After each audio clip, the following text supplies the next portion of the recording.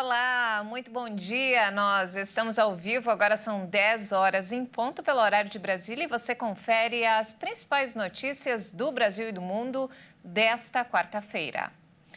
E olha só, o preço médio do litro do diesel fica 30 centavos mais barato a partir de hoje nas refinarias. Com essa alteração, o preço do diesel para as refinarias passa para R$ 3,48.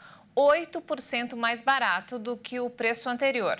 Resta saber se esse valor será repassado para os postos de combustíveis, para o consumidor final. Nesta terça-feira, o ministro da Fazenda, Fernando Haddad, diz que a nova tributação do diesel vai acontecer a partir de janeiro, mas que isso não vai impactar no preço do combustível. Outra informação importante é que a Petrobras confirmou que não vai alterar, por enquanto, o preço da gasolina e também do gás de cozinha.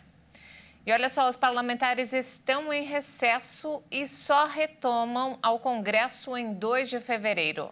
Mas não significa necessariamente folga, já que há sempre uma comissão de plantão nas duas casas.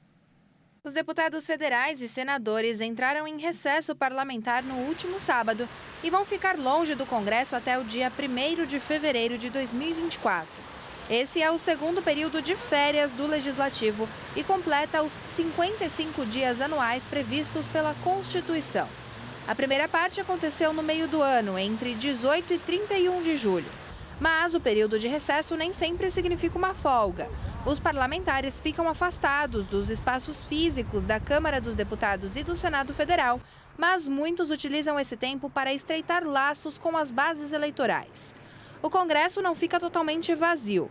No período de interrupção das atividades parlamentares, uma comissão de 7 senadores e 16 deputados funciona para representar as duas casas, fiscalizar o Poder Executivo, exercer atribuições de caráter urgente e zelar pelas prerrogativas e competências do Legislativo. Em caso de necessidade de apreciação de algum projeto importante para o país, o recesso pode ser interrompido. Atualmente, devido aos mecanismos adotados na pandemia de Covid-19, há como fazer essa movimentação de forma virtual. Até agora, as duas casas têm apenas alguns compromissos marcados para 2024.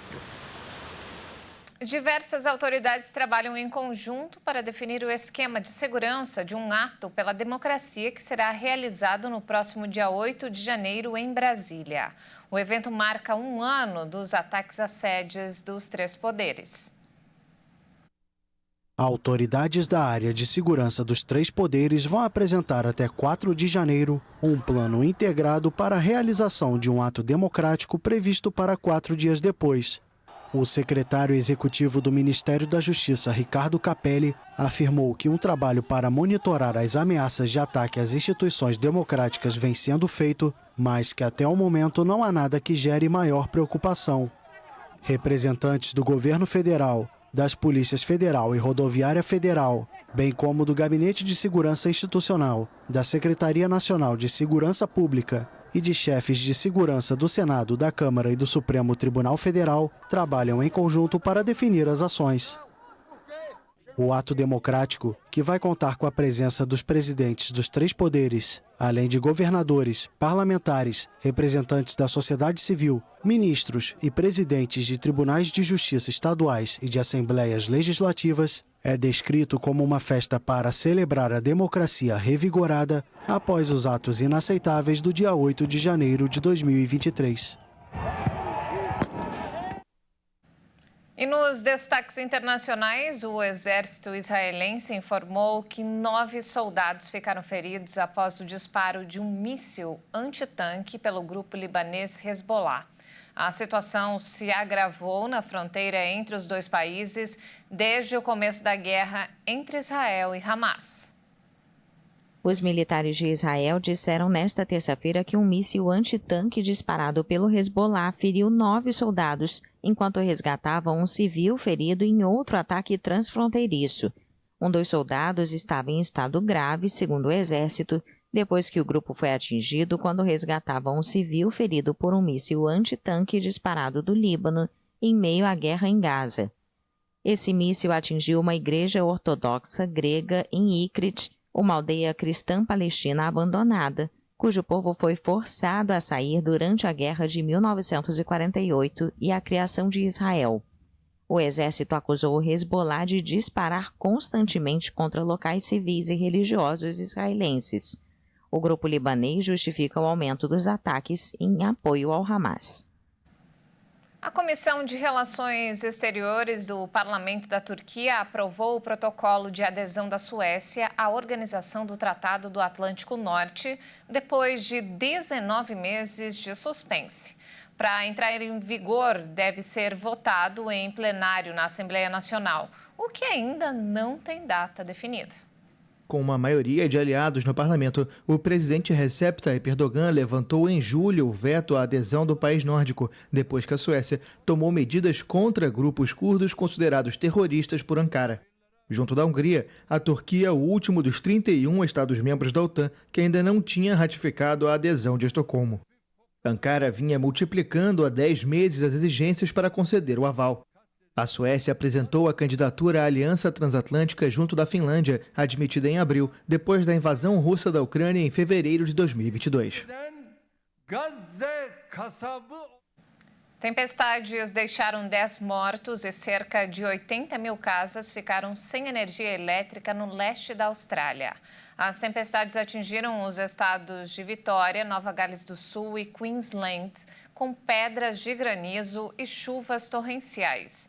Fortes ventos arrancaram telhados e derrubaram árvores em algumas das áreas mais afetadas. Autoridades emitiram alerta para possíveis inundações de rios e riachos nos próximos dias. E olha só, uma nova companhia aérea civil administrada pelo Exército iniciou as operações nesta terça-feira no México, com promessas de tarifas mais baixas que as 3 grandes empresas que operam no mercado local. A Mexicana de Aviación iniciou o serviço com um voo que deixou o Aeroporto Internacional Felipe Ángeles, localizado na periferia da Cidade do México, com destino ao balneário de Tulum, no Caribe, onde o governo inaugurou um novo terminal no início de dezembro. Vamos a consolidar esta linha no tempo que nos queda. Vamos consolidar esta linha no tempo que nos resta na presidência. Temos certeza de que quem nos substituir vai terminar o trabalho de fortalecimento da Mexicana de Aviación. Vão terminar a labor de fortalecimento da Mexicana de Aviación. A companhia foi fundada em 1921 e entrou em falência em 2010. Em agosto deste ano, o governo mexicano comprou a marca por um valor equivalente a mais de 230 milhões de reais para que voltasse a operar. Durante o governo López Obrador, os militares acumularam funções em setores que costumavam ser atribuídos a autoridades civis, como aeroportos, construções, obras de infraestrutura e alfândegas, o que críticos denunciam como uma militarização do país. Essa edição fica por aqui. Eu volto daqui a pouco, às 11 horas da manhã, com mais notícias do Brasil e do mundo. Ótimo dia para você. Até mais.